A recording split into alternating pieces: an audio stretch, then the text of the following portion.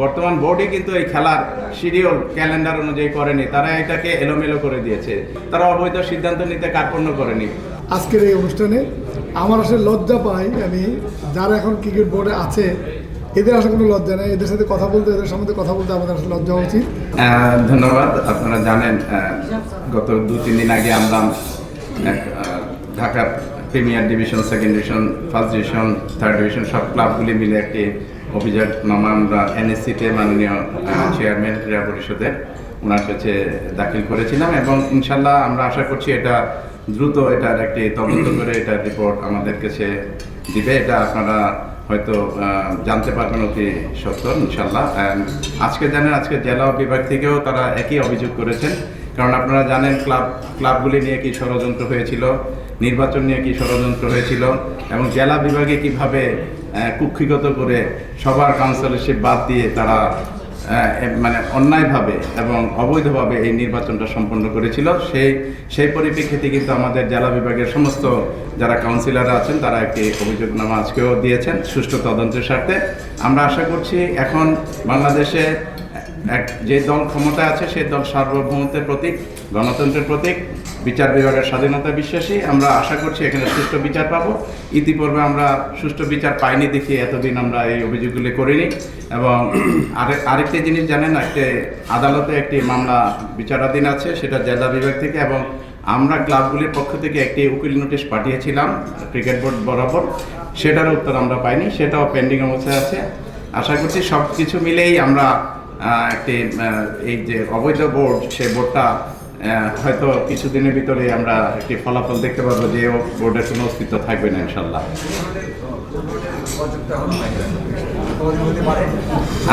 আমরা আশা করছি ঈদের আগে সব কিছু ফয়সালা হয়ে যাবে ইনশাল্লাহ।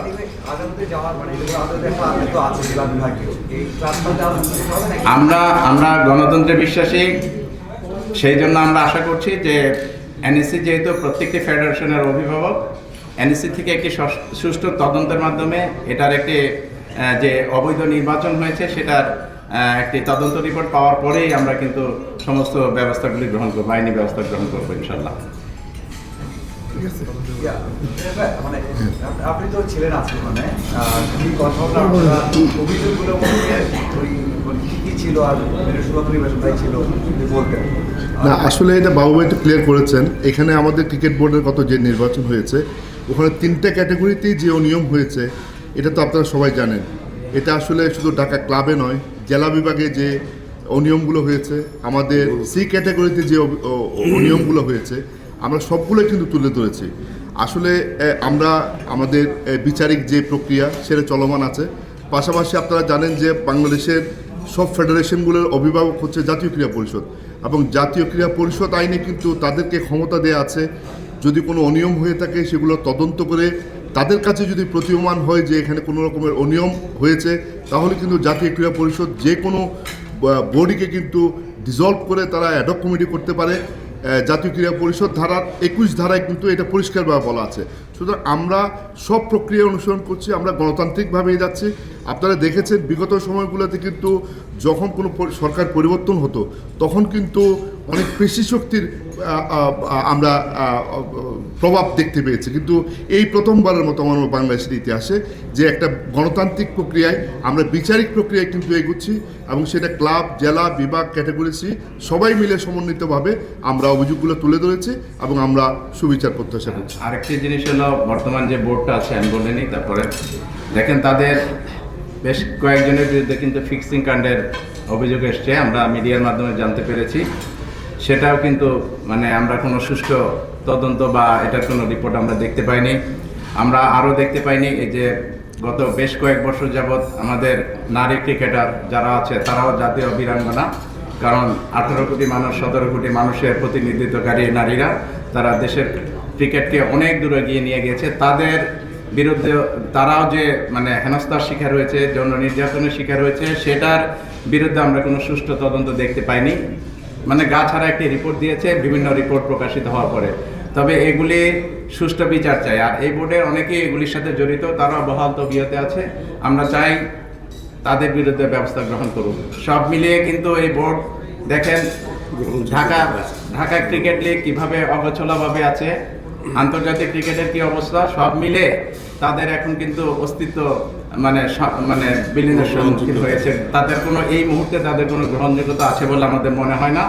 কারণ আমাদের দেশে ক্রিকেটের এই যে premier division, first division, second division, এই ক্রিকেট দিয়ে কিন্তু আজকে এই বাংলাদেশের ক্রিকেটের এই অবস্থা, এই দলগুলি দিয়ে, এই সংগঠকদের মাধ্যমে তারাও কিন্তু অবহেলার শিকার হয়েছে। ক্লাবগুলিকে তারা অবমূল্যায়ন করেছে, অসম্মান করেছে। সব মিলে আমরা চাই যে একটি এই বোর্ডের যারা আছে তাদের মানে গ্রহণযোগ্যতা নিয়ে আমাদের এখন প্রশ্ন। ফিক্সিং কাণ্ড, নারী নির্যাতন, তারপরে ক্লাবগুলি নিয়ে মানে তুচ্ছতাচ্ছিল্য, তারপরে ভোট অনিয়ম এবং অনিয়মে ভরপুর একটি ভোট, যেটার মানে প্রত্যেকটা স্টেপে স্টেপে দুর্নীতির আশ্রয় নিয়েছে। সব মিলে আমরা আশা করছি এটা একটা সুষ্ঠু বিচার হবে এবং সেই বিচারের পরিপ্রেক্ষিতে এই বোর্ডের আর কোনো অস্তিত্ব থাকবে না ইনশাআল্লাহ। আপনার কাছে একটা প্রশ্ন ছিল আগে, সেটা হলো যে গত মানে ক্রীড়া পরিষদ সমাজে দেখি আমরা যে ক্রীড়া পরিষদের উপরে বিসিবি যে দুজন পরিচালক আছে সেটাকে তিনি ইচ্ছা মতো ব্যবহার করেছেন। এখন যেহেতু দেশের গণতান্ত্রিক সরকারই বিরাজ করছে, আপনারা সেই সরকারের ক্রীড়াঙ্গনের অনুসারী, বর্তমান ক্রীড়ামন্ত্রীকে নির্দেশ করে মানে বলে ক্রীড়া পরিষদের উপরে ওনার হাতে যে দুইটা পরিচালক পদ আছে, এই দুইটা পদে পরিবর্তন আনার জন্য কোনো আবেদন করেন? আপনারা দেখেছেন যে গত 6 অক্টোবরের নির্বাচনের পরে জাতীয় ক্রীড়া পরিষদের মানে কোটায় যারা নির্বাচিত হয়েছে তারা সেটার ক্ষেত্রে কিন্তু অনিয়মের আশ্রয় নেওয়া হয়েছে। প্রথমে তাদের নাম ডিক্লেয়ার করেছে, কাউন্সিলর করা হয়নি বিভিন্ন, তারপরে আবার তাদেরকে কাউন্সিলর করা হয়েছে, মানে অনিয়মে ভরপুর। তো আমরা চাই সুষ্ঠু ধারায় একটা ক্রিকেট বাংলাদেশে বিরাজ করুক এবং বাংলাদেশের ক্রিকেট এখন কিন্তু অস্তিত্বের অস্তিত্বের সংকটে পড়েছে এবং এটা থেকে উত্তরণের জন্য আমাদের একটি গ্রহণযোগ্য নির্বাচন দরকার, সুষ্ঠু নির্বাচন দরকার। যে নির্বাচনের মাধ্যমে একটি ভালো বোর্ড আসবে, ভালো কর্মকর্তারা আসবে, ভালো সংগঠকরা আসবে, তারা এই ক্রিকেটকে আবার ইনশাল্লাহ বিশ্বের দরবারে আবার সেই সুউচ্চে নিয়ে যাবে ইনশাল্লাহ, এটা আমরা আশা করছি। আপনারা প্রত্যেকটা ক্লাব বলেছেন যে এই বোর্ডের আন্ডারে প্রিমিয়ার লিগ খেলবেন না। প্লেয়ারদের সঙ্গে কথা হয়েছে আপনাদের, প্লেয়াররা কিন্তু অস্তিত্ব সংকটে আছে, তাদের বিরোধীর একটা ব্যাপার। প্লাস আরেকটা ব্যাপার হচ্ছে যদি বোর্ড চেঞ্জ হয় বা আপনাদের যেটা চাচ্ছেন সেটা যদি হয়, সেক্ষেত্রে আপনাদের পরিকল্পনাটা হবে প্রিমিয়ার লিগ আয়োজন করা জুন জুলাই বা এরকম কোনো সময়? ডেফিনেটলি এই অবৈধ বোর্ডের অধীনে আমরা 50টি ক্লাব খেলার সিদ্ধান্ত নিয়েছিলাম, এটাতে এখন অটল আছি। তাদের এখান থেকে পদত্যাগ অথবা তাদেরকে না সরানো পর্যন্ত আমরা খেলবো না। তবে আমরা এই যেটা বললেন যে খেলোয়াড়রা মানে এখন খুব কষ্টে আছে, আসলে এটা কিছুটা সত্য কিছুটা সত্য নয়। কারণ আমরা ম্যাক্সিমাম খেলোয়াড়রাই কিন্তু বিভিন্ন ক্লাব থেকে মিনিমাম একটি অর্থ নিয়েছে, তারা সেটা আছে। তবে না খেলাটা একটা বাজে জিনিস। তবে আমরা আশা করছি এখন ক্রিকেটটা কিন্তু সারা বছরই অনুষ্ঠিত হয়, সারা বছরে আয়োজন করা যায়, সুতরাং এখানে কোনো সমস্যা হবে না। আশা করছি সব খেলাই তার মানে সময় মতো নিয়ম মতো হবে। আর আপনারা জানেন বর্তমান বোর্ডই কিন্তু এই খেলার শিডিউল ক্যালেন্ডার অনুযায়ী করেনি, তারা এটাকে এলোমেলো করে দিয়েছে। এই দোষটা তাদের ইচ্ছা মতো করেছে, যেহেতু তারা অবৈধ সিদ্ধান্ত নিতে কার্পণ্য করেনি।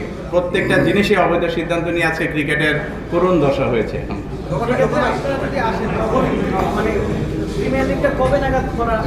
ইনশাল্লাহ এটা সবকিছু ফয়সালা হোক, তারপর ইনশাল্লাহ সিদ্ধান্ত নিব ইনশাল্লাহ। ধন্যবাদ আপনাদেরকে, ধন্যবাদ।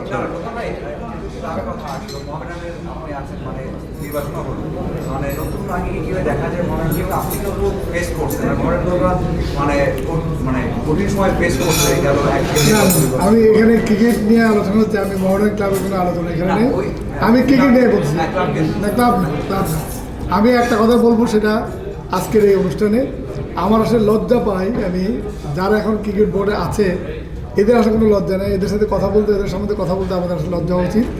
কারণ তারা জানে তারা কি অবস্থায় তারা এসেছে এখানে, তারা কি করতেছে। আপনারা জানি কিনা জানি না, আমি যতটুকু জানি বাংলাদেশ ক্রিকেট বোর্ডের কোনো ইনকাম নাই। তারা কিন্তু এখন আমাদের FDR ভেঙে কিন্তু খাচ্ছে, সমস্ত কাজকর্ম চালাচ্ছে।